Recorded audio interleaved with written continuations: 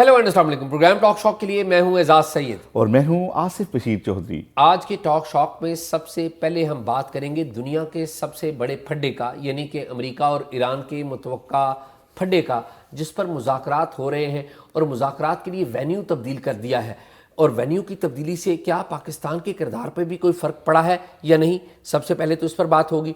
दूसरे नंबर पर हम बात करेंगे 5 फरवरी को यौम यकजहती कश्मीर मनाया जाता है, उसकी तारीख़ क्या है वो भी आपको बताएंगे। और फिर हम बड़े ही अहम मामले पर बात करेंगे और वो मामला है उज़्बेकिस्तान का। उज़्बेकिस्तान के सदर पाकिस्तान के गैर मामूली दौरे पर आ रहे हैं, इससे खित्ते पर क्या असरात मुरतब होंगे और ये दौरा क्यों अहम है। हमने बड़े ही टैलेंटेड सफ़ीर हैं पाकिस्तान के उज़्बेकिस्तान में, अहमद फ़ारूक, उनसे बातचीत की है, वो भी आपको दिखाएंगे।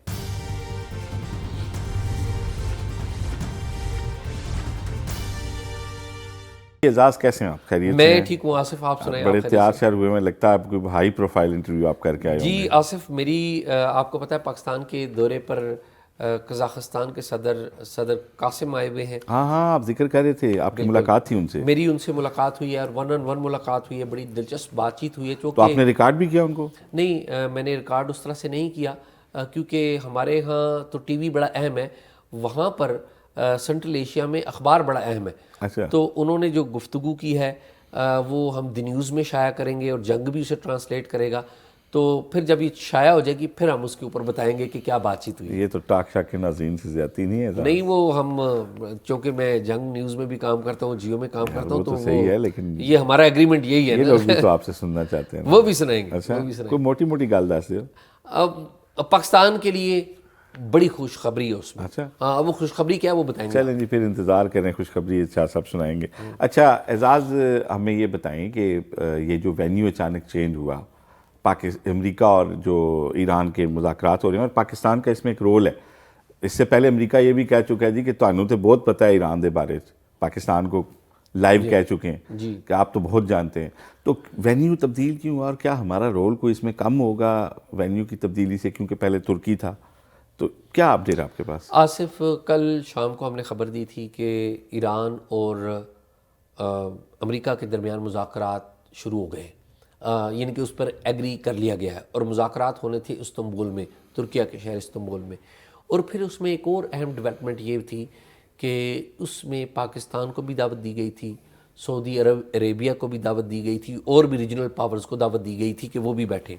पाकिस्तान के वज़ीर ख़ारजा और नायब वज़ीर आज़म इसहाक़ डार ने भी इन मुज़ाकरात में जाना था। लेकिन आज एक डेवलपमेंट और हुई है, और वो डेवलपमेंट क्या हुई है आसिफ? वो डेवलपमेंट ये हुई है कि आज ईरान ने दरख्वास्त की है कि एक तो ये है कि रीजनल प्लेयर्स को निकालें, दूसरा ये है कि हम मुज़ाकरात तुर्किया की बजाय ओमान में करेंगे। तो बज़ाहिर ये बात क्लियर हो गई है कि जो हमारा इन्विटेशन था वो तो ख़त्म हो गया। और इससे एक और बात भी इंडिकेट होती है कि जो इन्विटेशन हमें दिया गया था, शायद हम पे तो ईरान को कोई इतराज़ नहीं था, लेकिन और प्लेयर्स ऐसे थे जिन पे ईरान मोतरज़ था। और ईरान जो है वो क्या मुज़ाकरात किसके ऊपर कर रहा है, अहम बात तो ये है। देखिए, ईरान जो मुज़ाकरात है वो कर रहा है अपने न्यूक्लियर प्रोग्राम के ऊपर। ईरान में जो मुज़ाकरात का ऑर्डर दिया गया है वो सदर मसूद पेज़ेश्कियान की तरफ से आया है, और मसूद पेज़ेश्कियान कहते हैं कि हमें मुज़ाकरात कर लेने चाहिए। लेकिन जो रियल पावर है या जिससे अमेरिका नाराज़ है वो तो आपको पता है ख़ामनेई है, जो कि रूहानी पेशवा हैं। और रूहानी पेशवा ख़ामनेई ने अमेरिका के ख़िलाफ़ सुलगता हुआ बयान अभी ताज़ा ही जारी किया है कि वो अमेरिका को ललकारते हैं, वो अमेरिका के बारे में बात करते हैं, अमेरिका के बारे में भी बात करते हैं और इसराइल के बारे में बात करते हैं। तो अब मुज़ाकरात ओमान में तय पाए हैं कि जी मुज़ाकरात ओमान में होंगे। फिर क्या मुज़ाकरात कामयाब होंगे या नहीं? पहली बात तो यह है कि अब्बास अराक़ची जो हैं उनके वज़ीर ख़ारजा, वो ओमान जाएंगे या नहीं जाएंगे, क्योंकि ईरान के अंदर भी काफ़ी, जिसे कहते हैं ना, पोलराइजेशन है। ईरान के अंदर भी जो इस्टेब्लिशमेंट है उसका ख्याल कुछ हो रहा है, कुछ और लोगों का ख्याल कुछ हो रहा है। ईरान के जो साबिक सदर हैं हसन रूहानी, वो भी बड़े एक्टिव हो गए हुए हैं, वो भी बयान पे बयान जारी कर रहे हैं कि जी देखें, हमें रिफॉर्म्स करनी चाहिए, हमें जो है ना लोगों को अहमियत देनी चाहिए। रिफॉर्म्स का मतलब ये है, तो मतलब ये है कि वो जो मौजूदा इस्टेब्लिशमेंट है या जो मौजूदा हुकूमत है ईरान की, اس کو اندر سے بھی چیلنج آ رہا ہے. اور ایک چیلنج آصف اور بھی آیا ہے کہ آپ کو پتہ ہے دسمبر میں 28 دسمبر کو ایران میں جو بزنس مین ہیں جن کو بازاری کہا جاتا ہے, بازاریوں نے ایک احتجاج کی کال دی تھی, جس کے بعد بڑے بندے مرے. اطلاع ہم نے یہاں پہ پلیٹ فارم پہ بتایا تھا کہ ایران کے جو سفیر نے ہمیں بریفنگ دی تھی کہ 3000 کے قریب بندے تو انہوں نے مانے تھے کہ مرے. تو ابھی پھر انہی بازاریوں نے 17 اور 18 فروری کو دوبارہ احتجاج کی کال دے دی ہے انہی بزنس مین. اچھا, یعنی کہ میں یوں سمجھتا ہوں کہ یہ ایران کی کن پٹی پہ بندوق رکھ کے ایک مذاکرات ہوں گے کہ ایک طرف سے تاجر جو ہیں وہ کال دے رہے ہیں, احتجاج کر رہے ہیں, اور ایران کو پتہ ہے کہ وہ کال کس طرح کی ہوگی اور اس کے بعد کیا پریشرز آ سکتے ہیں, اور دوسری طرف سے آپ مذاکرات کی میز پہ بیٹھ رہے ہیں. بالکل. اور میرا خیال ہے اگر پاور پلیئرز کو انہوں نے نکالنے کی بات کی, علاقائی دوسرے مسلم ممالک کو, تو میرا خیال ہے وہ امریکہ کے ساتھ کچھ ایسی باتیں شاید رکھنا چاہ رہے ہیں جو وہ نہیں چاہتے کہ باقی مسلم دنیا کے پلیئرز کو پتہ. بالکل ٹھیک بات ہے. آپ دیکھیں نا اس میں سعودی عربیہ بھی تھا, آلدو کہ سعودی عربیہ نے ایک بڑا جسے کہتے ہیں بولڈ اقدام کیا کہ حالیہ تنازع میں MBS نے, محمد بن سلمان نے ایران کے سربراہ سے بات کی. یہ بڑا ایک غیر معمولی واقعہ تھا, لیکن ظاہر ہے ایران چاہتا ہے کہ اس کا پردہ رہے, اور ظاہر ہے وہ نہیں چاہتا. لیکن اس میں آصف میں آپ کو ایک بات بتا دوں کہ پاکستان کا اس میں رول رہا ہے. پاکستان نے پس پردہ رہ کے ایران کے بارے میں کوشش یہی کی ہے کہ ایران پر حملہ نہ ہو, ایک, اور دوسری کوشش کی ہے کہ ایران اور امریکہ کے مذاکرات ہو جائے. یہ پاکستان نے سنسیئرلی کوشش کی ہے, اور اس بات کا اعتراف خود ایران بھی کرتا ہے. تو یہ ایک میرے خیال میں اچھی بات ہے. لیکن ایران کے اندر ایک ڈیبیٹ یہ بھی ہے کہ کیا آپ مذاکرات پر جائیں تو اس بات کی گارنٹی کیا ہے کہ آپ پر اٹیک نہیں ہوگا. یعنی کہ امریکہ کیا چاہتا ہے؟ امریکہ چاہتا ہے کہ ایران اپنا نیوکلیئر پروگرام مکمل طور پہ بند کر دے, یورینیم انریچمنٹ کا کام مکمل طور پہ بند کر دے, میزائل پروگرام مکمل طور پہ بند کر دے. یہ امریکہ کی ڈیمانڈ ہے نا. اب ہوتا یہ ہے کہ امریکہ کے جو صدر ٹرمپ ہیں وہ ڈیمانڈ بہت بڑی کرتے ہیں, لیکن بعد میں آ کے بیچ میں راضی بھی ہو جاتے ہیں. آپ کو پتہ ہے نا, مودی صاحب سے بھی فون پر بات ہو گئی ہے ان کی, اور مودی صاحب کی وہ تعریفیں کر رہے ہیں. اور مودی صاحب کو جو انہوں نے ٹیرف ہے وہ پاکستان کو 19% لگ رہا ہے, تو ان کو 18% لگ رہا ہے. انہوں نے ٹیرف بحال کر دیا ہے, پہلے بڑھایا تھا نا, آپ کو یاد ہے 25 کے 35% بڑھایا تھا. تو یہ ہوتا ہے. خیر آصف, یہ تو ایران اور امریکہ کا معاملہ یہ ہمارے لیے بڑا اہم اس لیے کہ اگر خدا نہ خواستہ ایران کو پڑوس ہمارے میں کچھ ہوتا ہے تو نقصان ہمیں بھی ہوگا, اس کا ہمیں ہوگا. یہ بتائیں آصف کہ 5 فروری کو پاکستانی پوری دنیا میں اور کشمیری جو ہے وہ یوم یکجہتی کشمیر مناتے ہیں. یہ کشمیری اس طرف کے بھی ہوں اور اس طرف کے بھی ہوں, دونوں کشمیری جانتے ہیں کہ یوم یکجہتی کشمیر منایا جاتا ہے پاکستان میں 5 میں. تو یہ کیا اہمیت ہے اس کی آصف؟ اعزاز, یہ جب کشمیر ہمارے کشمیر کے اندر تحریک جاری تھی افغانستان کے بعد, تو یہ 89 میں پہلی دفعہ قاضی صاحب نے یہ دن منایا تھا اور ایک اظہار یکجہتی کشمیر اس کا نام دیا تھا. قاضی حسین احمد جماعت اسلامی کے جو امیر تھے. اچھا, لیکن باضابطہ جو اس کی ہسٹری ہے وہ 1990 سے اس کو سرکاری سطح پہ ہم منا رہے ہیں. ہوا یہ تھا کہ پہلے قاضی صاحب نے کال دی, پھر اس وقت کے جو چیف منسٹر پنجاب تھے میاں نواز شریف, انہوں نے اس کی حمایت کی, اور وزیر اعظم پاکستان محترمہ بینظیر بھٹو جو تھیں انہوں نے بھی بعد میں اس کی حمایت کی, اور یہ دن ہم اس وقت سے آج تک سرکاری طور پہ مناتے ہیں. مجھے یاد ہے ہمارے اسکول کے زمانے میں ہمیں بڑے اچھی طرح یہ دن یاد ہوتا تھا کہ اس دن اسکول میں چھٹی ہوتی تھی, تو ہمیں پتہ ہوتا تھا کہ یوم یکجہتی کشمیر. اس دن ٹی وی پہ کچھ خاص پروگرام بھی چلتے تھے, ڈرامے بھی آتے تھے, بچوں کے پروگراموں میں بھی کشمیر کا ذکر ہوتا تھا, تو کہیں نہ کہیں سے ہمیں تھوڑی بہت پتہ لگ جاتا تھا کہ یار یہ کیا معاملہ ہے کشمیر کا, اور ہم کہاں کھڑے ہیں اور کیا ہو رہا ہے دنیا میں. 1974 میں بھٹو صاحب کے دور میں اندرا گاندھی جو ہیں ان کا ایک پیکٹ ہوا تھا شیخ صاحب سے, جو شیخ عبداللہ کشمیر والے تھے, تو اس کو اندرا عبداللہ پیکٹ کہتے تھے. اس پیکٹ کے خلاف بھٹو صاحب نے پہلی دفعہ پاکستان بننے کے بعد جو پہلی کوئی کال ہڑتال کی کشمیر کے لیے دی گئی, وہ بھٹو صاحب نے دی 1974 میں. اور انہوں نے صرف پاکستان میں نہیں بلکہ اکراس دی ورلڈ انہوں نے کہا, LOC کے بھی دونوں طرف, اور پوری دنیا میں جو ہے یہ ایک ہڑتال ان کے دور میں جو ہوئی وہ بڑی کمال قسم کی ہڑتال ہوئی تھی, اور پوری دنیا میں کشمیر کا مسئلہ بڑا ہائی لائٹ ہوا تھا. اور یہ جو مقامی لوگوں کے ساتھ مل کے اس کو اندرا گاندھی حل کری تھی, اس کو بڑا پراپر انہوں نے ایکسپوز کیا تھا.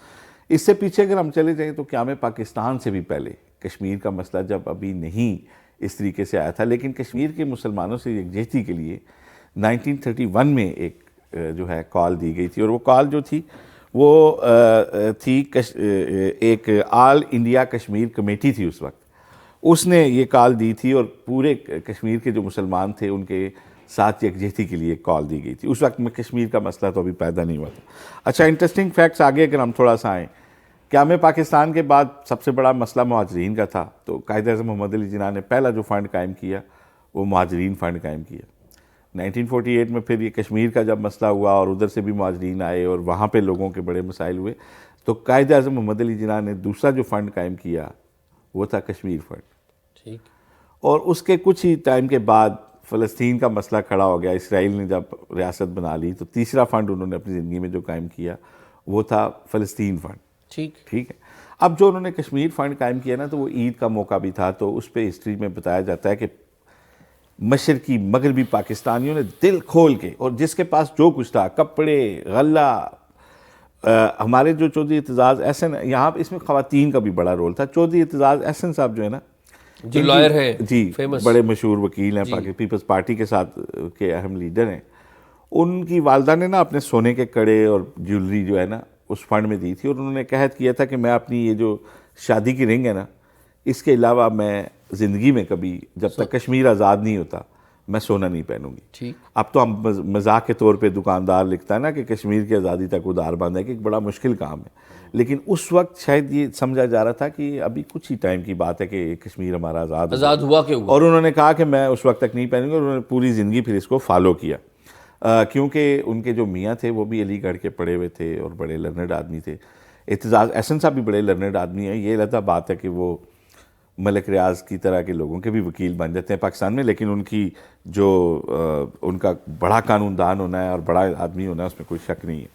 خیر اعزاز، آگے اگر ہم آئیں نا، دیکھیں صرف کشمیر سے ہم ایک دن نہیں مناتے ہڑتال کا، ہمارا پاکستان کا نا پہلے دن سے ایک بڑا جو ایک ایشو رہا کشمیر کا، رہا کیوں رہا کہ دیکھ لیں راستے ہی پنڈی سے تھے، سیالکوٹ سے تھے، ٹھیک ہے، انڈیا کی طرف تو راستہ ہی نہیں تھا کشمیر کا، تاریخی صدیوں سے ہمارے ساتھ ان کا جو ہے وہ جوڑ بنتا تھا، لیکن اس کو کاٹ دیا گیا۔ اب اس کے بعد کیا ہوا، دیکھیں ہسٹری میں کیا ہے کہ پہلے بیل گاڑیاں جاتی تھیں، پھر ٹانگے جاتے تھے پنڈی سے، پھر بسیں جاتی تھیں، کہاں؟ پنڈی سے سری نگر۔ اور ابھی بھی جب تحریک تھی 2010 کی میں بات کر رہا ہوں، تو سری نگر کی منڈی راولپنڈی، یا یہاں سے چیزیں وہاں جاتی تھی، وہاں سے فروٹ، سوغاتیں، کپڑے، وہ سارا کچھ یہاں آتا تھا۔ یہی وجہ ہے کہ یہاں کے ہمارے پنڈی جو ایک ٹرانزٹ اسٹیشن تھا کشمیر کے لیے، کے پی کے لیے، جی بی کے لیے، ہمارے کشمیر کے ساتھ کھانے، کلچر، لباس، یہاں پہ حویلیوں کا فن تعمیر، یہ سب کشمیر کے ساتھ جو ہے وہ ملتا جلتا ہے۔ تو بات صرف اتنی سی نہیں ہے کہ ہم کوئی کشمیر کو ایک پیس آف لینڈ سمجھتے ہیں، ہم اعزاز آپ اور ہم پاکستان میں جہاں سیاسی جماعتوں پہ وہ کرتے ہیں، پاکستان میں فوج کے سیاسی کردار پہ بھی ہم تنقید کرتے ہیں، لیکن کشمیر کے معاملے پہ فوج نے ہمیشہ جو ہے وہ سرگرمی دکھائی ہے۔ پہلا نشان حیدر کیپٹن سرور شہید، ایل او سی پہ جو شہید ہوتے ہیں کشمیر چکوٹھی سیکٹر، اور ان کی جو قبر ہے وہ ایل او سی کے پار ہے، جو ان کے گاؤں میں ان کی وہ ہے، وہ تو یادگار ہے، لیکن ان کی جو قبر ہے وہ ایل او سی کے دوسری طرف ہے۔ آپ دیکھ لیں اس کے اوپر، ہم نے کارگل کی جنگ دیکھ لیں، جو جتنی جنگیں ہیں، ابھی جو سٹینڈ آف ہوا وہ پہلگام کشمیر میں ہوا، آج بھی نیوکلیر فلیش پوائنٹ ہم اس کو کہتے ہیں، کہ یہ ایک ایسا تنازع ہے کہ اگر دنیا اس کا، اور ابھی بھی امریکی صدر ایران سے تو مذاکرات کر رہے ہیں، لیکن انہوں نے ایک وعدہ کیا تھا سٹینڈ آف میں کہ میں پاکستان اور انڈیا کے مذاکرات کراؤں گا، ان کو ٹیبل پہ بٹھاؤں گا، ورنہ دنیا کی سلامتی کو خطرہ ہے اس معاملے سے۔ تو میں یہ سمجھتا ہوں کہ جتنا بھی اس ایشو کو انڈیا دبا لے، ساتھ ملا لے، جو مرضی کر لے، یہ ایشو اس طرح سے حل نہیں ہوگا۔ آپ دیکھیں اسلام آباد ہمارا 1967-68 میں جب بنا، اس کا نام اسلام آباد، کشمیر کے اندر اسلام آباد نام کی جگہ پہلے سے موجود ہے، مشہور علاقہ ہے وہاں کا۔ تو ہم کشمیر کو نہیں بھولے، کچھ ادوار میں ہم نے اپنی پالیسیوں سے، پچھلی پالیسیوں سے، موقف سے اختلاف کیا، اس میں چینجنگز لائیں، لیکن پیپل آف پاکستان اور پاکستان کی ریاست یہ ہمیشہ کشمیریوں کے ساتھ کھڑے ہیں، اور 5 فروری کا جو دن ہے وہ بھی ہم اسی عہد کو ایک مرتبہ پھر مناتے ہیں کہ ہم کشمیر کو نہیں بھولے. بالکل ٹھیک ہے. آصف آپ نے اسلام آباد کی بات کی نا کہ کشمیر میں اسلام آباد کا ذکر ہوتا ہے برسبیل تذکرہ. آپ کو پتہ ہے اسلام آباد پہ آج کل برا وقت ہے, پتہ ہے نا آپ کو, اور چیئرمین سی ڈی اے اور ڈی ایچ اے دونوں نے کلاڑے اٹھائے ہوئے ہیں اور درختوں پہ درخت اتارے جا رہے ہیں اور کوئی پوچھنے والا نہیں ہے. انہیں کون پوچھے, ذرا ڈی ایچ اے اتنی پاورفل, اور پھر ڈی ایچ اے والوں نے وہ آپ کو پتہ ہے نا وہ جو ججوں کی اور وکیلوں کی جو ہاؤسنگ سوسائٹی تھی اس کو بھی ڈی ایچ اے نے لے لیا ہوا ہے. تو اب کو کس نے پوچھنا اور کیا ہونا, اس کی ڈیولپمنٹ وہی کر رہے ہیں نا. ٹھیک ہے, آج اسلام آباد میں جو پہلی جنگ عظیم کی یادگار تھی نا آصف, اس کو گرا دیا ڈی ایچ اے نے. اچھا, ڈی ایچ اے نے گرا دیا ہے, اور محکمہ جو آثار قدیمہ ہے وہ بھی غالباً سی ڈی اے سے لکھتا رہا, خط و کتابت یہ کرتا کہاں رہا. پہ تھی یہ جو یہ آصف آپ کے گھر کے رستے میں تھی نا, پوری ماڈل ولیج کے سامنے وہ جو ایک اوکے, وہ آج اس کو گرا دیا گیا ہے. اچھا, آپ یہ دیکھیں نا کہ اس کی تصویر بھی یہ نظر آ رہی ہے کہ اس کو گرا دیا گیا, کوئی پوچھنے والی پہلی جنگ عظیم کی یادگار. پھر بلکہ یہ بھی پتہ چلا کہ وہاں پر جو مسجد تھی وہ بھی تقریباً کافی پرانی تھی, وہ بھی جسے کہتے ہیں محکمہ آثار قدیمہ کے پریویو میں آتی ہے, اس کو بھی ظاہر آپ کھا جائیں گے, کوئی پوچھنے والا نہیں ہے. اور مجھے تو سمجھ میں نہیں آتی جو علی اختر رنداوا ہیں, یہ جو محمد علی رنداوا جو ہے, مجھے لگتا ہے کہ یار اسلام آباد نے نا کوئی ان کے ساتھ زیادتی کی تھی, یہ اسلام آباد سے کسی زیادتی کا بدلہ لے رہے ہیں. مجھے وجہ نہیں پتا, مجھے یہ دس واٹ مائی اوپینین. لیکن رنداوا صاحب سے میری ایک گزارش ہے, یہ جو انہوں نے معاہدہ کیا تھا یہ تھا 9,500 کنال جگہ تھی, ٹھیک ہے, جس میں سے 55% سی ڈی اے کی تھی اور 45% ڈی ایچ اے کی تھی. عجیب میں دیکھتا ہوں کہ 45% والی جو باڈی ہے وہ ایڈورٹائز بھی کر رہی ہے, وہی بک بھی کر رہی ہے, وہی بیچ بھی رہی ہے, سارا کچھ کر رہی ہے, پیسے اکٹھے کر رہی ہے. لیکن آپ کو پتہ ہے کہ اس وقت جتنی جگہ سیدھی ہو چکی ہے, مجھے رف ایسٹیمیٹ کسی بندے نے بتایا کہ 20,000 کنال سے زیادہ جگہ سیدھی ہو چکی ہے. یہ کون سی جگہ بھائی, یہ ساری شاملات, یہ ساری, تو یہ کوئی پوچھنے والا ہے یا نہیں ہے, کوئی اس ملک میں کچھ جو پوچھنے والے تھے انہوں نے تو لے آئے ہیں اندر. اگر اسلام آباد کے, میں اگین تلخ باتیں کر رہا ہوں آصف, مجھے دکھ ہوتا ہے, اسلام آباد کے اگر مجرموں کا نام لیا جائے گا نا کبھی, تو اس میں جناب ہمارے وزیر داخلہ محسن نقوی اور یہ محمد علی رنداوا پہلے نمبروں پر ہوں گے. یہ اس شہر کے مجرم ہیں. ٹائم آئے گا, تاریخ فیصلہ کرے گی. ابھی تو ظاہر پاور ہے, جو چاہے آپ کا حسن کرشمہ ساز کرے, کو پوچھنے والا نہیں ہے آپ کو. ٹائم آئے گا, یہ نوٹ کریے گا, یہ شہر بھولتے نہیں ہیں. شہر کے درخت اکھاڑ دیے آپ نے کہ جی ہم نے وہ کوئی یادگار بنانی ہے. پھر شہر کے اندر ڈی ایچ اے آپ لے کر آ گئے, پھر درخت اکھاڑ دیے, این آئی ایچ کی زمین پر قبضہ کر دیا. یار کوئی پوچھنے والا ہے اس ملک میں؟ اور اس کے عوض پلاٹ بھی ملیں گے ان کو. یہ جو رنداوا ہے نا اور باقی جو لوگ ہیں, ان کو پلاٹ بھی ملنے, دیکھیے گا, یہ ان کی سکیم ہے. میں اور آپ ادھر ہی ہیں نا اسی شہر میں, ملیں گے ان کو پلاٹ. اب تو اعزاز عدالتوں سے بھی ہم استدعا نہیں کر سکتے. پہلے ہوتا تھا کہ جی میں وہی کہہ رہا ہوں نا, دیکھیں ارشد شریف کا جو کیس ہے وہ آپ کی کانسٹیٹیوشن کورٹ نے بند کر دی ہے, یہ کہہ کے کہ اس میں کارروائی جاری ہے, اس میں از خود نوٹس کی کوئی ضرورت نہیں ہے, عدالتی مداخلت کی ضرورت نہیں ہے. تو اب مجھے بتائیں کہ لوگ کدھر جائیں لوگ. اگر ایک عدالت ہوتی ہے نا سب سے آخری آپ کا, کہ ہاں جی عدالت کے پاس جاؤں گا جی میں, ماڑا آدمی, عام انصاف پسند آدمی, قانون پسند آدمی کو کہتا ہے جی میں عدالت جا رہا ہوں, جی آپ نے غلط کیا ہے میں دیکھوں گا. اب تو آپ کسی کو یہ بھی نہیں کہہ سکتے کہ میں عدالت جا رہا ہوں, جی, کیونکہ وہ آپ کا منہ چڑھایا جاتا ہے کہ ٹھیک ہے جائیں عدالت جائیں, آپ کو وہاں پہ ہمارے ہی بندے ملیں گے. ٹھیک بات افسوس ہوتا ہے ویسے. جی آصف, آج ایک اور بڑا اہم ہم نے گفتگو کی ہے. ہاں آپ مجھے بتا رہے تھے آپ نے کوئی بڑا اچھا ایک انٹرویو کیا ہے. جی آصف, آپ کو پتہ ہے کہ یہ جو وسطی ایشیا ہے نا, آپ کو یاد ہے نا کہ سوویت یونین ہوا کرتا تھا, بالکل, جو 89 میں ٹوٹ گیا, اور جب ٹوٹا تو 9 مختلف ممالک وہاں پر بن گئے, ازبکستان, تاجکستان, قزاقستان, اس طرح 9 کے قریب یہ وسطی ایشیائی ریاستیں ان کو کہا جاتا ہے. ان ریاستوں کی بڑی اہمیت ہے. جو سوویت یونین ہے اس کا خواب تھا کہ وہ گرم پانیوں تک پہنچے. اب سوویت یونین خود ٹوٹ گیا, لیکن وہ خواب موجود ہے کہ ہماری رسائی, جو تجارتی رسائی ہے, وہ گرم پانیوں تک جائے. اسی سلسلے میں قزاقستان کے صدر آئے ہوئے, بہت اہم منصوبے کے ساتھ, ریل کا منصوبہ, وہ پاکستان کے ساتھ سائن ہو گیا, اور پاکستان کا 1 روپیہ آصف خرچ نہیں ہونا. اب ازبکستان کے صدر بھی آ رہے ہیں.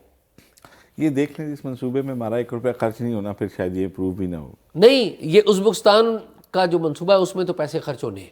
اچھا، ازبکستان کے منصوبے میں دیکھیں پیسے خرچ ہوتے ہیں تو بہت ساری بدیں، بہت ساری شکیں جو ہیں نا وہ بھی نکل آتی ہیں. خیر، ازبکستان کے صدر آ رہے ہیں، پاکستان کے ساتھ MOU تقریباً 1.5-2 درجن کے سائن ہونے ہیں، اور ان کا جو دورہ ہے اس لیے بڑا اہم ہے کہ جو کنیکٹیوٹی ہے پاکستان کی وسطی ایشیا کے ساتھ اور وسطی ایشیا کی ہمارے ساتھ، یہ اگر ہو جاتی ہے تو پاکستان کے کسی شہری کو باہر جانے کی ضرورت نہیں پڑے گی. آصف، ہمارے دبئی لوگ بن جاتے ہیں نا، جاتے نہیں ضرورت پڑے گی. دبئی بن جائیں گے نا ہم. دبئی میرے خیال میں ہم یورپ بن جائیں گے. بالکل ایسا. رائزنگ ایشیا ہو گیا، کنیکٹ ہو گیا ایشیا. بیچ میں یہ افغانستان والے سمجھ جائیں تو یہ کنیکٹ ہو گیا تو شارٹیسٹ روٹ ہمارا گوادر ہے. تو پھر تو ہم ادھر اوپر سے پورے رشیا میں، وسطی ایشیائی ریاستوں میں، اور یہ آگے یورپ سے بھی کنیکٹڈ ہیں. تو پھر تو ہماری کرنسی اوپر جائے گی. تو یہ مختلف منصوبے لے کے آ رہے ہیں. تو ہم نے سوچا کہ احمد فاروق ہیں، نوجوان ہمارے سفیر ہیں ازبکستان کے، بڑے منجے ہوئے ڈپلومیٹ ہیں. تو آصف، میں نے ان کو درخواست کی اور وہ تشریف لائے. بڑی اہم باتیں انہوں نے کی ہیں ان لوگوں کے لیے جو پیسے کمانا چاہتے ہیں، یعنی کہ تاجر لوگ. پاکستان کے حوالے سے بڑی اہم باتیں ہیں. جو لوگ روزگار چاہتے ہیں اس ملک میں، دن اچھے دیکھنا چاہتے ہیں، ان کو ریجنل پالیٹکس انہوں نے سمجھائی ہے. تو آئے ان کی اور ہماری گفتگو دیکھ پلیز. وسطی ایشیائی ریاستیں جو افغانستان سے پرے ہیں، اور افغانستان ایک رستہ ہے، یہ کتنی اہم ہے اس کے بارے میں ہم پہلے بھی آپ سے ایک دفعہ بات کر چکے ہیں قزاقستان کے حوالے سے. لیکن آج ہم ایک بڑی اہم ریاست ازبکستان کے حوالے سے بات کریں گے، جن کے صدر شوکت میرزیوف وہ پاکستان کا دورہ کر رہے ہیں 2 روز کا. اور اس دورے میں بڑے اہم منصوبے جو پاکستان اور ازبکستان کے درمیان ہیں وہ دستخط ہونے ہیں. یہ منصوبے کیا ہیں، اور پاکستانی یوتھ کے لیے، پاکستانی نوجوانوں کے لیے، کاروباری طبقے کے لیے، عام آدمی کے لیے کیا اپرچونٹیز ہیں، ان تمام ایشوز کے اوپر بات کرنے کے لیے ازبکستان میں پاکستان کے سفیر احمد فاروق، آج ہم نے ان کو دعوت دی ہے. آئیے ان سے بات کرتے ہیں. فاروق بھائی، بہت شکریہ آپ کا. احمد بھائی، یہ بتائیے کہ پاکستان اور ازبکستان دونوں کے درمیان افغانستان ہے جی، ایک ظاہر ہے بڑا ایشو ہے، لیکن ہم نے دیکھا کہ قزاقستان بھی افغانستان کے اوپر ایک پریشر ڈال رہا ہے. اس میں ازبکستان اور باقی ریاستیں بھی ہیں جو انٹرسٹ رکھتی ہیں کہ تجارت ہم کریں پاکستان سے، کیونکہ آگے جو عربین سی ہے ہمارے پاس ہے، سمندر ہمارے پاس ہے. تو کیا منصوبے ہیں جو ازبکستان کے صدر یہاں پر لے کے آ رہے ہیں؟ جی، بہت شکریہ اعجاز صاحب. سب سے پہلی بات تو یہ ہے کہ جو وسطی ایشیا ہے، آپ نے بات کی کہ وہ بہت اہم ہے. وسطی ایشیا کے لیے پاکستان بہت اہم ہے، اور ہمارا بھی حکومت پاکستان کا بہت فوکس ہے کہ ہم وسطی ایشیا سے تعلقات اپنے بڑھائیں. یہ تعلقات کوئی نئے تعلقات نہیں ہیں، یہ تعلقات صدیوں پرانے تعلقات ہیں. آپ دیکھ لیں کہ ظہیر الدین بابر سے لے لیں، یا ہمارے جو زعماء ہیں امام بخاری، امام ترمذی، یا جو غزالی اور سارے امام، یہ جو آپ کے وہ ہیں جی، یہ البیرونی، ابن سینا، اس طرح کے یہ سارے ہماری کامن ہیریٹیج ہے. تو اب جو ہم تعلقات بنا رہے ہیں، یہ تعلقات نئے نہیں بنا رہے، تعلقات اس کو ہم ریکنیکٹ کر رہے ہیں، ریکنیکٹ کر رہے ہیں. یہ نئی چیز نہیں، یہ تو ایک بات ہو گئی. اب نہ صرف کہ ہمارا جو ماضی ہے وہ ایک طرح سے ملتا ہے، بلکہ ہمارا جو مستقبل ہے وہ بھی ہمارے انٹرسٹ ملتے ہیں. اور وہ یہ ہے کہ اگر آپ وسطی ایشیا کا جغرافیہ دیکھیں تو وہ لینڈ لاکڈ ہے، اور سی ایکسیس یعنی کہ سمندروں تک رسائی جو ہے وہ ان کی نہیں ہے. اس کے لیے کیونکہ ماڈرن جتنی بھی تجارت ہے دنیا میں وہ سمندر کے ذریعے ہوتی ہے. پاکستان کو آپ جب دیکھتے ہیں تو پاکستان وسطی ایشیا کے لیے سب سے زیادہ وائبل اور چھوٹا رستہ ہے اور اسی لیے وائبل بھی ہے کہ وہ سمندر تک ان کو رسائی پہنچے پورے وسطی ایشیا کو.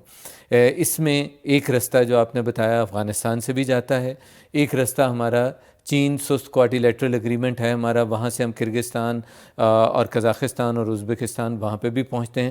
تو یہ ملٹی اس سے ہماری ڈائمینشنل ہے جس سے جاتا ہے, اور یہ وہ رستہ ہے جو کہ اہمیت بناتا ہے پاکستان کی وسطی ایشیا کے لیے, اور ہمیں بھی ایکسیس ملتا ہے. اب ہمارے لیے یہ ہے کہ اگر ہم کانڈورٹ ہوتے ہیں یہاں سے آگے وسطی ایشیا کو لنک کرنے کے لیے ساؤتھ ایشیا سے, اور پورے آگے آپ آگے جائیں مڈل ایسٹ سے, تو یہ ایک بہت بڑا کنیکٹیوٹی ہے. تو یہ ایک بہت بنیادی عنصر جو آپ نے ابھی بات کی. اب اسی سلسلے میں آپ اگر یہ دیکھیں تو وسطی ایشیا سے بالعموم اور ازبکستان سے بالخصوص, میں ازبکستان پہ فوکس کروں گا, تو وہ ہمارے تعلقات ماشاءاللہ پچھلے کافی سالوں سے یہ جو ہیں 5-10 سالوں سے بڑھ رہے ہیں, اور اس میں ہم بھی ان کی طرف بڑھ رہے ہیں اور وہ بھی ہماری طرف بڑھ رہے ہیں, اور اس میں ہائی لیول بھی انگیجمنٹس بہت رہی ہیں, ابھی بھی ہے. پچھلے سال وزیر اعظم پاکستان جناب محمد شہباز شریف صاحب تشریف لے گئے تھے تاشقند کے دورے پہ, وہ بھی ایک بہت اچھا دورہ رہا, اس میں بہت اہم چیزیں ہوئیں, میں اس طرف بھی آتا ہوں. اور اب اس دورے میں انہوں نے دعوت دی تھی کہ صدر شوکت مرزییف جو ہیں وہ تشریف لائیں پاکستان, اور صدر صاحب نے وہ دعوت قبول کی, اور اب انشاءاللہ یہ جو آپ نے ابھی بتایا کہ آنے والا دورہ اس کی کڑی ہے. اچھا, ایک بات مجھے یہ بتائیں کہ ہم نے دیکھا کہ جو وسطی ایشیائی ریاستیں ہیں وہ پاکستان کے ساتھ ریل کے ذریعے کنیکٹ ہونا چاہتی ہیں.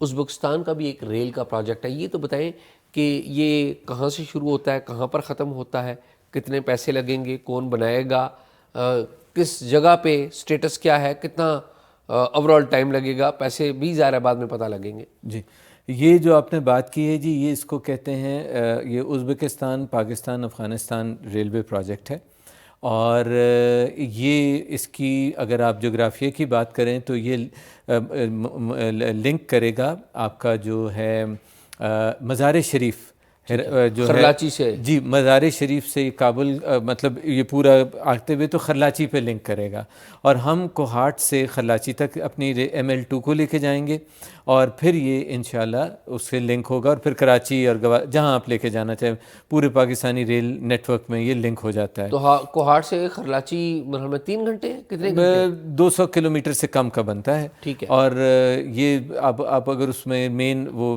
اس میں چلائیں تو کوئی اتنی زیادہ دیر کا رستہ نہیں ہے, گھنٹے 2 گھنٹے میں سے کم میں بھی ہو جاتا ہے, یہ ٹرین کی رفتار پہ اس میں وہ ہے.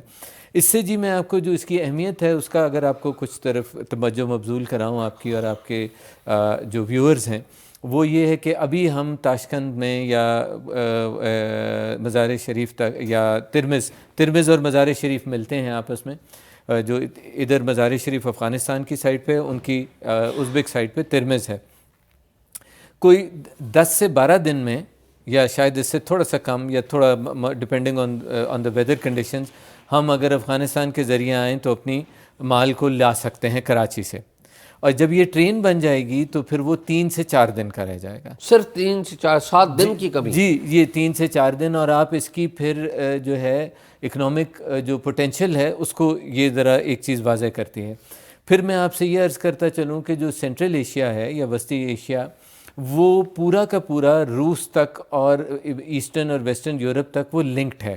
یہ جب سوویت یونین کے زمانے میں جو انفراسٹرکچر ان کا موجود تھا, جو ان کی روڈ نیٹ ورک اور ریل نیٹ ورک ہے, اس سے لنک ہو جاتا ہے. تو ونس یو گیٹ ٹو یہ جو آپ کا ہے ازبکستان یا any country in central Asia, آپ پورے کے پورا جو سینٹرل ایشیا کا ریل نیٹ ورک ہے اس سے لنک ہو جاتے ہیں. اور آپ کو پتہ ہے کہ جو لینڈ کی تجارت ہے باقی دنیا میں سی پہ ہوتی ہے یا سمندر کے ذریعے ہوتی ہے, وہ ریل کے ذریعے ہوتی ہے. اصل تجارت مال کا ڈھونا جو ہے وہ آپ کا سمندر کے یہ ریل کے ذریعے ہے آن لینڈ.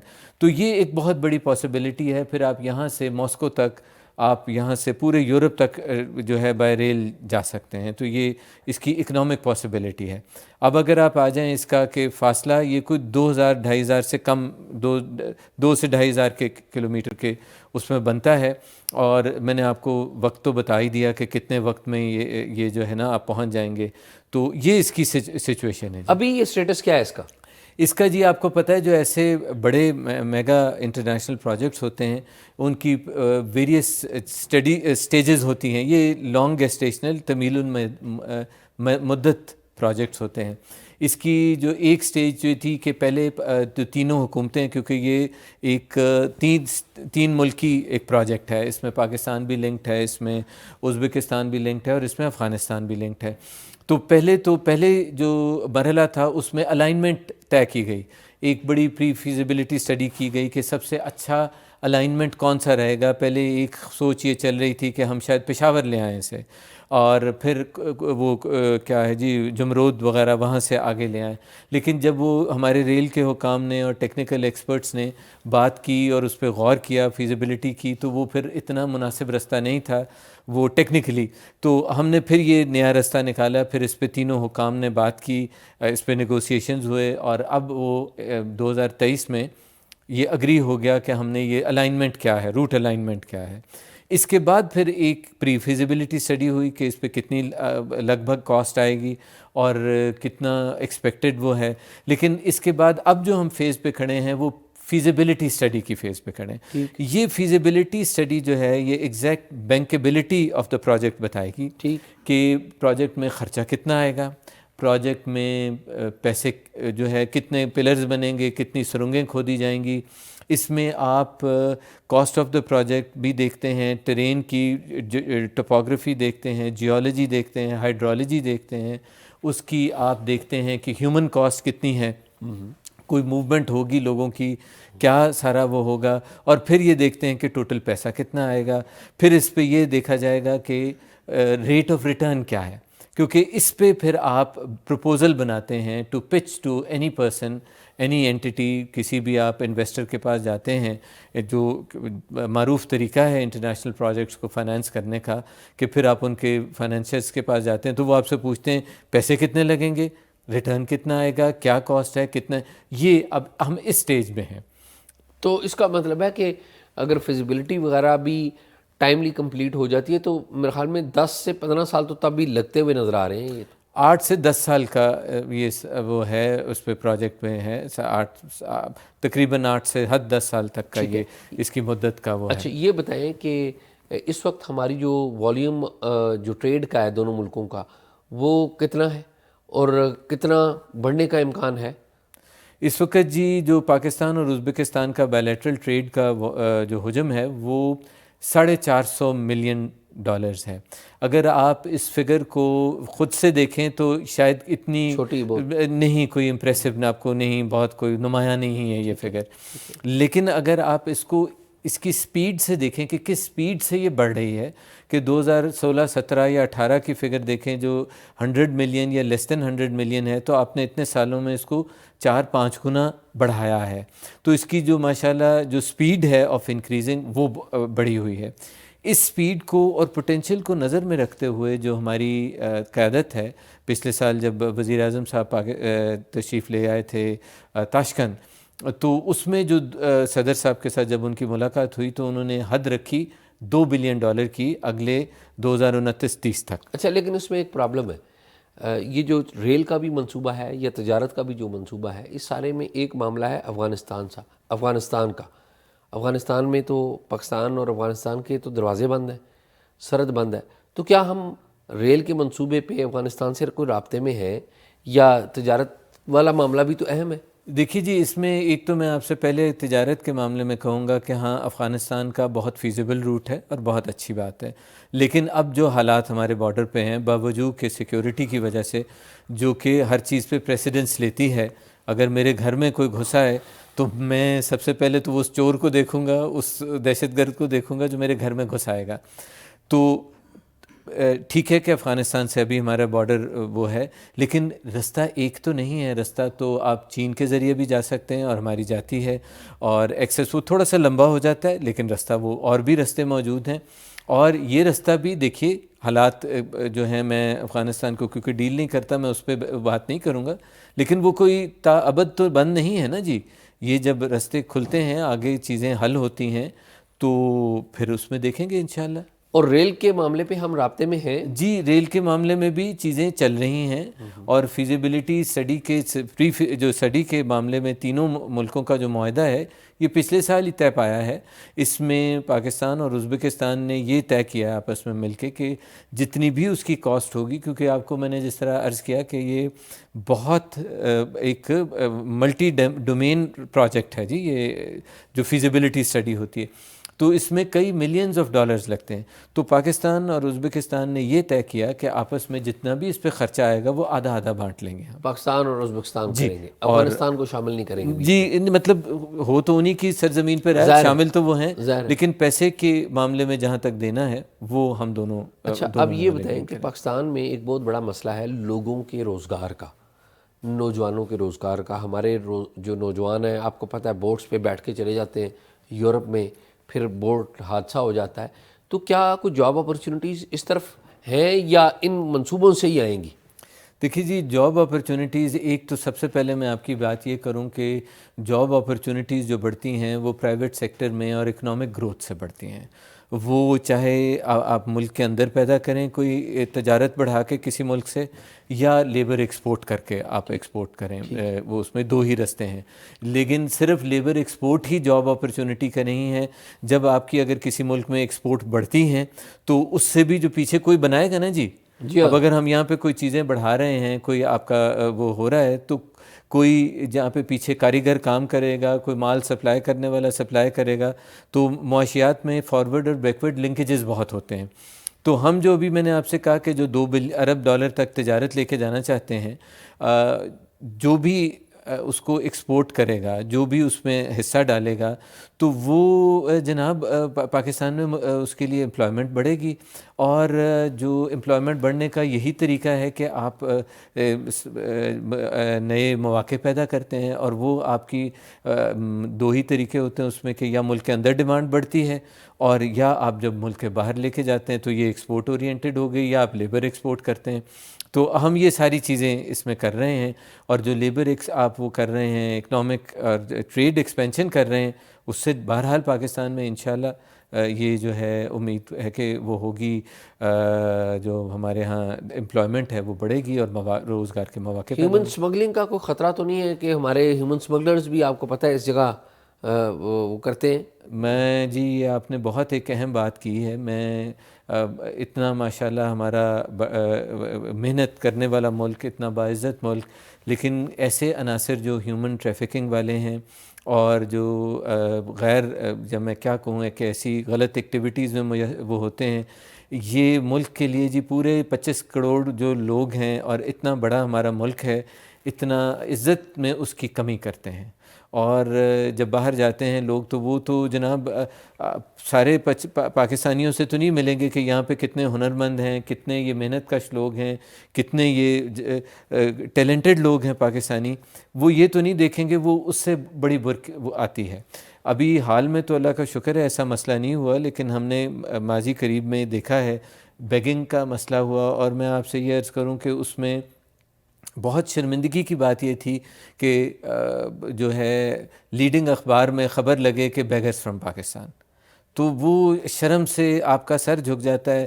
اب جتنی سافٹ ڈپلومیسی کر لیں، جا کے کسی یونیورسٹی میں لیکچر دے لیں، کسی جگہ فنکشن کرا کے کر لیں، اور اپنی جتنی بھی آپ کلچرل ایکٹیویٹیز کر لیں، تصویری نمائشیں کر لیں، یا اور اپنی وہ کر لیں، جو سافٹ امیج کرتے ہیں وہ اس کا بہت برا اثر پڑتا ہے. اور دوسرا، آپ نے یہ بہت اہم مسئلے کی طرف کی، جو ہیومن سمگلنگ ہے نا جی، یہ جو جائز لیبر جا رہی ہے اس کے لیے بہت مشکلات کھڑی کرتی ہے. اب میں آپ کو ایک چیز یہ بتاؤں کہ ہمارے ہاں ازبکستان میں، جو اب آپ نے ایک لیبر کی بات کی، آتے ہیں لوگ، گو کہ خود بھی کی، کیونکہ لیبر ایکسپورٹنگ کنٹری ہے تو بہت زیادہ تعداد میں نہیں آتے، لیکن اب ٹیکسٹائل کے ہیں اور اس طرح کے کچھ دوسرے کنسٹرکشن کے شعبہ جات ہیں جہاں پہ ہماری لیبر آتی ہے. اور ہمارے بلکہ جو بڑے ٹرینڈ لوگ ہیں، خاص طور پہ ٹیکسٹائل میں جو آپ کے کٹرز ہوتے ہیں یا جو سٹیچرز ہیں اور اس طرح کے لوگ ہیں، یہ بہت ہیں. پھر آپ کی جو ٹیکسٹائل انڈسٹری میں جننگ اور اس کے ہیں، کیونکہ پاکستان کا بہت تجربہ ہے. اچھا، اب وہ لوگ جو آتے ہیں ان کو وہ ساری مشکلات غلط کام یہ ہیومن ٹریفکنگ اور غلط لوگ کرتے ہیں، اور ان لوگوں کو مسائل فیس کرنے پڑتے ہیں. اور پھر وہ ہے کہ اب ہم جب بات کرتے ہیں تو ہمارے لیے حکومت کے لیے ایک دوہرا مسئلہ آ جاتا ہے. سختی کریں تو ہمارے عام لوگوں پہ جو جائز لوگ ہیں ان کے لیے، یعنی کہ سیاسی پروسیس، وہ سرکاری پروسیسز بڑھا دیں. تو آپ کو میں کہوں کہ آپ فلاں دفتر سے بھی NOC لیں، فلاں دفتر سے بھی NOC لیں، تو آپ کے لیے تو ایک بہت بڑی ہیسل ہے. اچھا، اگر جب آپ نہیں وہ اپنی بڑھاتے تو پھر یہ ملک کا ہوتا ہے، اور پھر بھی وہی ہوتا ہے کہ جی پاکستان کا نام بدنام ہو رہا ہے. اور اگر کوئی پاکستانی شہری جو ہے وہ کسی اس کو تکلیف ہوتی ہے پھر بھی آپ کو کام کرنا پڑتا ہے. تو یہ جو لوگ ہیں نا جی، یہ پورے پاکستان کے ساتھ بڑی بے انصافی کرتے ہیں، ہمارے محنت کش طبقے کے ساتھ بہت بے انصافی کرتے ہیں، اور حکومت کے ساتھ بہت بے انصافی کرتے ہیں. یہ بتائیں، آخری پوائنٹ میرا وہ ہے کہ پاکستانی ٹورزم بھی کرتے ہیں، جائز طریقے سے جاتے ہیں، اپنی جیب سے پیسے خرچ کرتے ہیں. ٹورزم کے لیے کیسا ملک ہے ازبکستان؟ کتنے پیسے خرچ ہو جاتے ہیں ایک ہفتے کے ٹور کے لیے؟ میں آپ سے یہ عرض کروں جی کہ میں نے ابھی آپ سے کہا کہ ہمارا تاریخی تعلق ہے ازبکستان سے. جب آپ جاتے ہیں تو وہاں پہ آپ، میں کہتا ہوں کہ میں کہوں گا کہ روحانی تعلق بھی ہے. روحانی اور انٹلیکچوئل تعلق، اسپریچول، انٹلیکچوئل اور ہسٹوریکل تعلق ہے. اس میں نے آپ سے بات کی، یہ جو تھے امام بخاری، امام ترمذی، کون سا پاکستانی ہے جو کہ نہیں جانتا. پھر جو سلسلہ طریقت کو مانتے ہیں ان کے لیے جو نقش بند سلسلہ ہے، بہت بڑا سلسلہ ہے طریقت کا ایک، اس کی بنیاد اور اس کے تمام زعماء جو ہیں وہ بڑے بخارا میں ہیں. اسی طرح آپ کے میں نے وہ اسکالرز کا ذکر کیا، پھر میں نے ان کا ذکر کیا، ظہیر الدین بابر کا ذکر کیا، اور پھر سائنٹسٹ کا ذکر کیا، جی سائنٹسٹ کا، البیرونی، ابن سینا، ٹو نیم اے فیو. اچھا، اب آپ اگر آ جائیں تو کھانے کی طرف آ جائیں، وہ بھی ہمارا ملتا ہے. اگر آپ آرکیٹیکچر کی طرف آ جائیں، آپ لاہور کا قلعہ لاہور دیکھ لیں اور آرک آف بخارا دیکھ لیں، وہ آپ کو ایک ہی لگے گا کہ ایک ہی تصویر کے دو رخ ہیں. ماڈرن آرکیٹیکچر میں بھی آپ دیکھ لیں، ہمارا جو وزیر اعظم سیکریٹریٹ ہے، یا لاہور کا ایئرپورٹ ہے، یا اس طرح کی ہماری جو ٹریڈیشنل جتنی بھی بلڈنگز ہیں، اور آپ ازبکستان کا یا سینٹرل ایشیا کا آرکیٹیکچر دیکھ لیں، تو یہ بہت ساری چیزیں ملتی ہیں. اب اگر آپ آنا چاہیں تو جناب فاصلہ بھی بہت کم ہے، 1.5 گھنٹے کی فلائٹ ہے، اور اس پہ ہمارے اس کو ازبک کہتے ہیں زیارات ٹورزم.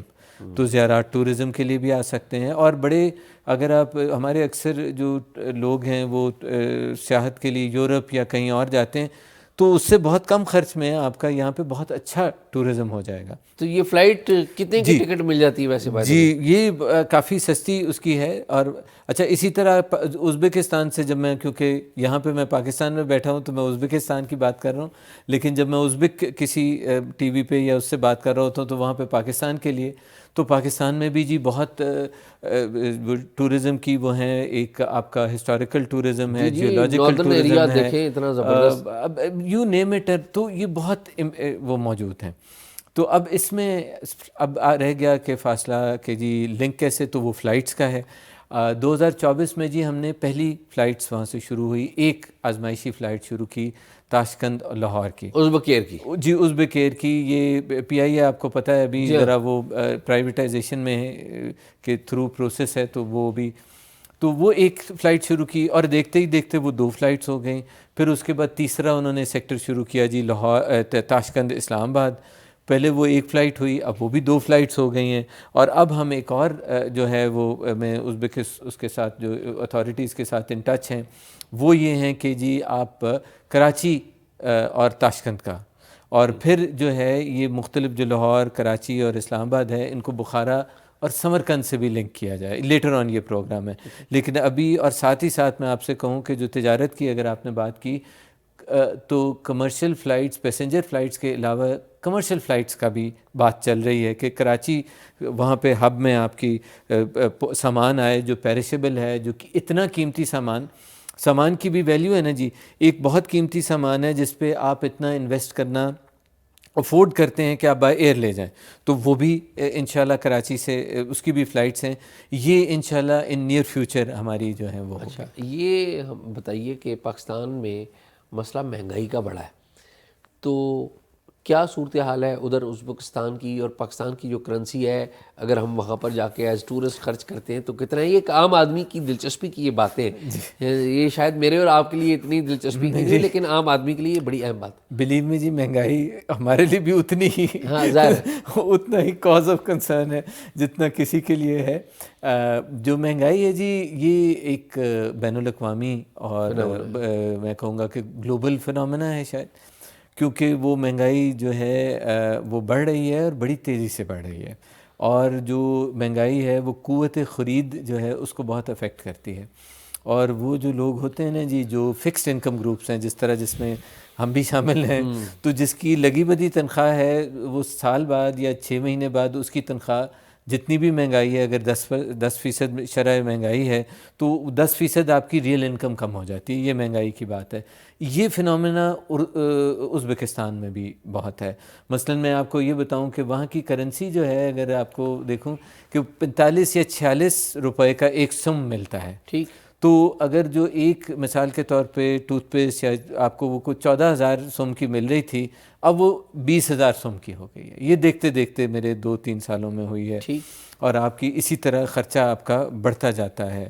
تو یہ جو ہے یہ وہ وہاں پہ بھی مہنگائی وہ ہے۔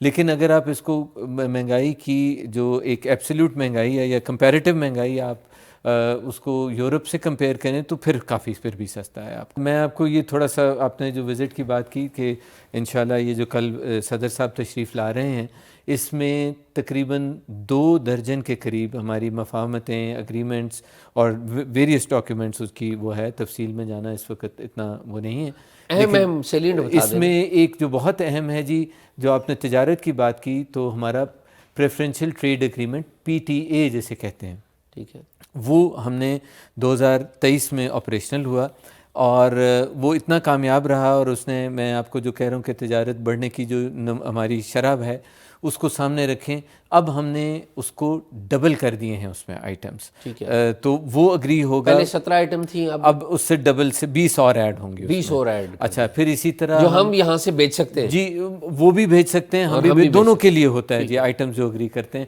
اس کے نیگوشیشن جی اس طرح ہوتے ہیں کہ جو آپ اپنے مرضی کے آئٹمز لاتے ہیں وہ اپنی مرضی کے لاتے ہیں، وہ کہتے ہیں جن میں ہم سٹرونگ ہیں آپ ہمیں مارکیٹ ایکسیس دیں، تو وہ پھر اگری یہی ہوتا ہے کہ سارے وہ کرتے ہیں، تو 5 ہم 5 وہ اس طرح لا کے۔ اگر برا نہ منائیں، کچھ یاد ہیں، کچھ آئٹمز بتا دیں جو ہم ادھر بیچ سکیں گے اور ادھر سے آئیں گے؟ ٹیکنیکلی میں اس میں نہیں جاؤں گا، لیکن ایک چیز آپ کو بتاؤں کہ یہ ایک حصے کی ایک کڑی ہے۔ اسی طرح دونوں حکومتیں جو ہیں، کیونکہ دیکھیے جو تجارت کا حجم بڑھتا ہے نا، جو 2 ارب تک لے کے جانی ہے، وہ سرکار نے نہیں لے کے جانی ہے، وہ تو پرائیویٹ۔ اچھا، اس میں ہمارا جو سرکار کا کام ہے کہ جو ہرڈلز ہیں ان کو ریموو کیا جائے۔ وہ کیا ہرڈلز ہیں؟ کسٹم پروسیجرز میں ہم آہنگی لائی جائے، ان کو ایزیفائی کیا جائے۔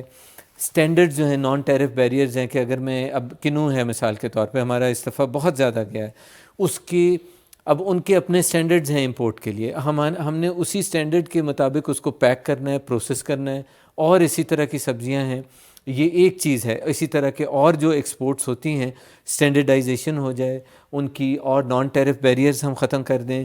پھر یہ ہے کہ بزنس مین کو ہم اکٹھا ملائیں، کہ ان کے جو آپ کے ہوتے ہیں بزنس فورمز ہوتے ہیں، چیمبر آف کامرس جو ہے، چیمبرز آف کامرس، ابھی چیمبرز آف کامرس ایک یہ Rawalpindi of chambers of commerce جی، ان کے پریزیڈنٹ اور ان کے ساتھ لیڈنگ کوئی 150 کے قریب بزنس مین ابھی نومبر میں آئے ہوئے تھے، انہوں نے پھر لیڈنگ ازبکستان میں جی لیڈنگ بزنس سے ان کی کئی 100 کے قریب، 100 سے اوپر ان کی B2B میٹنگز ہوئیں۔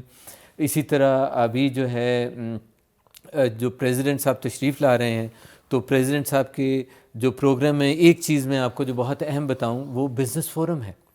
اس میں مجھے ابھی تک میں نے ایمبیسی سے چیک کیا تو 100-150 کے قریب ویزا ایشو ہو چکے ہیں بزنس فورم کے لیے، جو لیڈنگ بزنسز آ رہے ہیں۔ تو اسی طرح جب پچھلی دفعہ بھی وزیر اعظم صاحب تشریف لائے تھے تو پاکستانی بھی کہ 150 سے 200 بزنس مین آئے تھے، اور ان کی پھر یہ جب لیڈنگ بزنس مین ملتے ہیں تو ان کی B2B میٹنگز ہوتی ہیں، اور پھر بزنس کے راستے نکلتے ہیں۔ تو یہ جو ہے کوشش ہیں، اور بھی بہت ساری چیزیں ہیں، تو یہ چند ایسی چیزیں تھیں جو میں نے کہا آپ کے سامنے رکھوں اور اس میں